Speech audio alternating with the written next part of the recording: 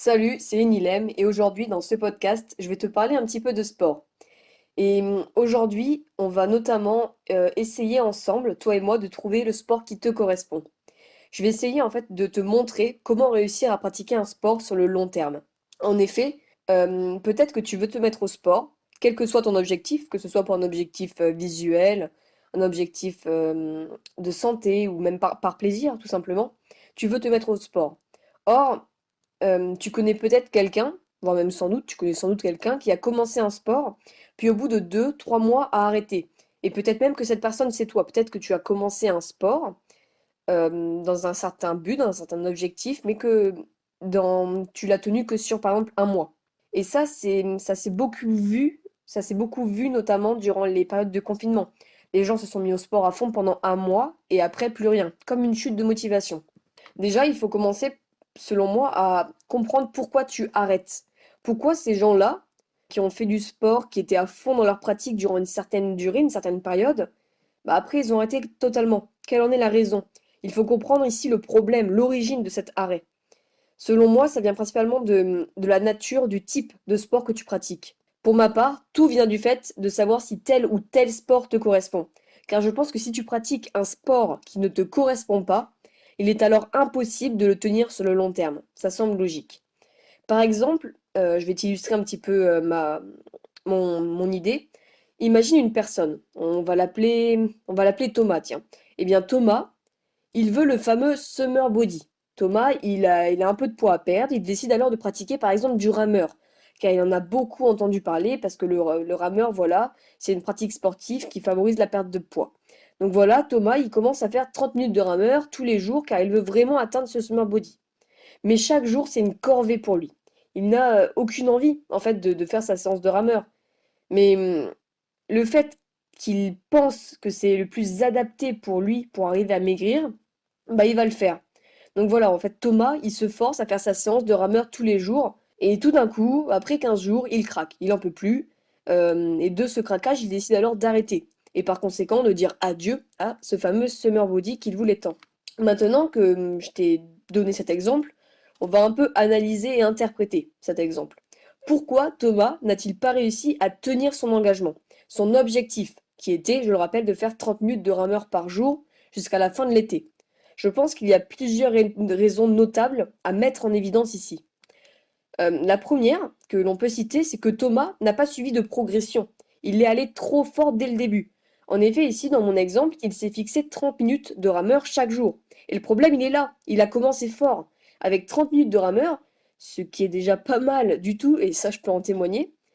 Et non seulement il a 30 minutes de rameur, mais en plus tous les jours. Et durant 15 jours, il n'a pas eu de changement. Son entraînement est resté constant. Donc non seulement il aurait pu réellement se blesser, car son corps n'y était pas habitué de base. Donc voilà, il aurait pu avoir des tendinites et j'en passe. Mais comment pouvait-il voir une potentielle évolution? S'il fait 30 minutes de rameur par jour, ok, c'est bien. Mais il ne s'est pas fixé un objectif de progression. Il ne sait pas s'il est capable de faire mieux, avec une intensité différente. Il a sans doute évolué, mais on ne peut pas en prendre conscience. Et par conséquent, comme il ne s'était pas fixé d'objectifs plus précis, avec notamment des données chiffrées, il n'a pas pu constater d'une éventuelle progression. Après, tu peux penser qu'il y a dû y avoir une progression au niveau du corps, sur le plan physique. Peut-être oui, en effet, c'est même certain presque, mais après seulement 15 jours, ce serait probablement assez minime.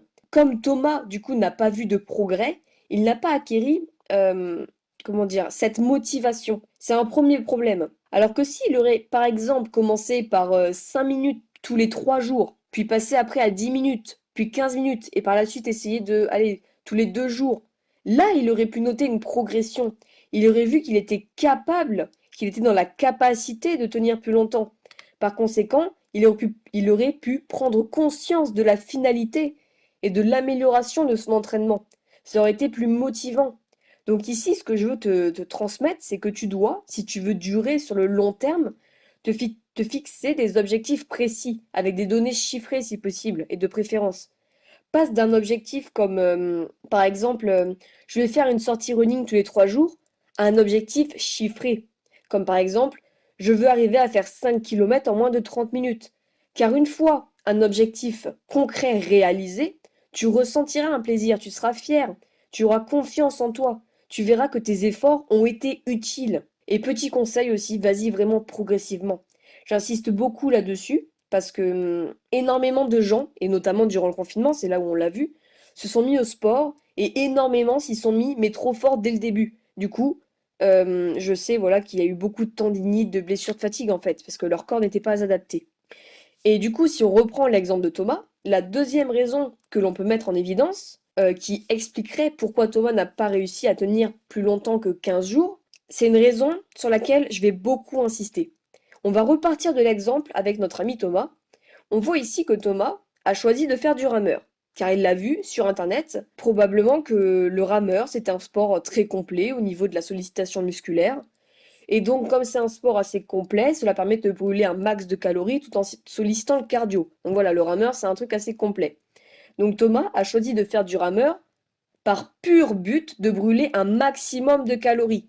Pour avoir du coup, par rapport au métabolisme de masse, un déficit et tout. Enfin bref, je passe les détails là-dessus parce que c'est pas le sujet de cette vidéo, enfin de ce podcast.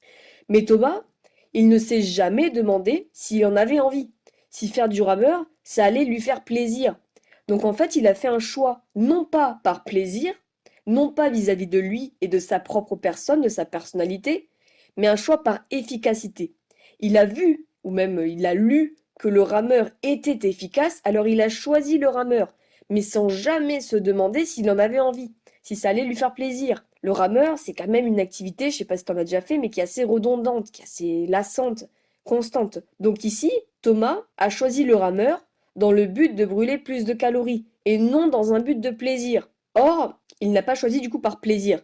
On en déduit que faire sa séance de rameur n'est pas un loisir, car par définition, je le rappelle, un loisir, c'est ce qui te provoque du plaisir. Donc à chaque fois, avant chaque séance, Thomas, il s'est contraint. Voilà, c'était une contrainte à effectuer sa séance. Ce n'était plus de l'ordre d'une volonté, mais d'une contrainte.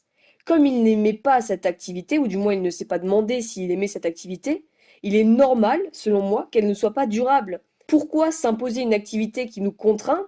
C'est totalement absurde. Et le pire, c'est que c'est Thomas lui-même qui s'est contraint à cette activité, c'est même pas un autre. C'est Thomas qui s'est contraint. Donc c'est normal que ce ne soit pas durable, car une activité qui nous contraint et que l'on a la possibilité de ne pas faire, car ici Thomas peut ne pas faire sa séance, mais c'est lui qui s'y contraint, alors cette activité, pour moi, elle n'est pas tenable sur le long terme, car elle ne nous provoque pas de plaisir. Donc en fait, si Thomas aurait voulu avoir une activité durable, qu'il aurait pu faire sur le long terme, sans lassitude du coup, il aurait fallu simplement qu'il trouve, qu'il choisisse une activité qui lui fait plaisir, qui lui convienne, qui le motive, dont il a réellement envie. En fait, il ne faut pas premièrement raisonner sur ce qui va nous faire perdre plus de poids, dans le cas de Thomas qui voulait préparer le summer body. Euh, il ne faut pas non plus raisonner sur ce qui est le plus bénéfique pour nous, car il est alors fort probable que tu choisisses par conséquent l'efficacité au lieu du plaisir. Imaginons que notre fameux Thomas avait le choix entre le rameur, du coup, et je sais pas moi, et l'escalade, qui est un sport qu'il adore. Et bien comme il a lu que le rameur pouvait potentiellement lui faire perdre plus facilement des calories, alors il a choisi le rameur, et il a laissé le plaisir de l'escalade de côté. Or, si on suppose qu'il aurait choisi le sport qui lui ferait plaisir, tous les jours, il aurait eu envie de faire de l'escalade. Cela lui aurait provoqué du plaisir. Il n'aurait pas vécu ce sentiment de contrainte. Donc certes, peut-être que les résultats sont plus longs avec l'escalade qu'avec le rameur dans un premier point de vue, mais comme avec l'escalade, il aime ça, donc il peut tenir cette activité sur le long terme. Il en ressort du plaisir. Alors pourquoi ne pas le faire? Alors qu'avec le rameur, tellement c'est une contrainte pour lui que ça devient impossible à tenir. Donc, sur le long terme, c'est là la clé de cette idée, mieux vaut choisir l'activité qui te fait plaisir, à défaut peut-être de ralentir tes résultats, mais au final tu verras que ce sera beaucoup plus productif, car ce sera un plaisir. Tu auras envie de faire ce sport qui te plaît. Donc tu ne vas pas avoir ce problème de motivation, ce problème de contrainte sur le long terme. Sur le long terme, ce sera plus durable. Donc les résultats seront forcément présents. Il n'y a pas photo, je pense, entre celui qui, sur 3 mois, va tenir seulement 15 jours de rameur, puis plus rien après, et celui qui sur 3 mois va tenir ses 3 mois d'escalade. Les résultats seront plus présents tout en provoquant du plaisir. Donc le bénéfice ici, il n'est pas simple, il est double. Donc pour résumer, vraiment, on a 2 points essentiels qui sont notables afin de tenir le sport sur le long terme et que tu arrives enfin à acquérir une motivation. Tout d'abord, fixe-toi un objectif précis. Difficile, mais pas impossible. Parce que s'il est trop facile, voilà, tu vas pas en être fier après. Alors que si ton objectif est un peu plus compliqué, quand tu l'auras accompli, là, tu seras fier de toi. Et dirige-toi vers cet objectif progressivement aussi. Voilà, petite parenthèse, afin d'éviter toute blessure, c'est important. Et deuxième point, le plus important ici, c'est par cela que j'ai voulu finir. Choisis un sport qui te tente, que tu as envie de pratiquer et qui te provoque du plaisir. Un sport, ça doit être un loisir pour toi. Même si ce n'est pas forcément le plus adapté à ton but, ici, si tu veux que ce soit durable, le choix du sport est prioritaire vis-à-vis de toi. Et si tu ne sais pas quel sport, bah, je t'invite à tester. Que ce soit la boxe, la gymnastique, l'escalade, le tennis, le badminton, l'athlétisme, teste et regarde ce qui te correspond le plus, ce qui te fait le plus plaisir ou là où tu t'éclates le plus. Ce n'est pas parce que tu vois tout le monde se mettre au hit que tu dois t'y mettre. N'aie pas peur de tester plein de sports pour trouver celui qui te convient, qui te fait le plus plaisir, celui où tu t'éclates le plus finalement. Et dans ce cas-là, ça sera durable, je te le promets. Évidemment, je te comprends, cette période de confinement, elle est dure. Les sports en salle, en club ne sont pas forcément autorisés. Du coup, tester plein de sports, c'est pas forcément la chose la plus pratique à faire en ce moment. Mais en espérant, une fois que tout ça sera rouvert, teste, vraiment teste des sports, trouve le sport qui te convient, celui qui te fait plaisir, que tu as envie de faire, qui ne te contraint pas. Donc voilà, fonce vers ce que tu veux, vers ce qui te fait plaisir.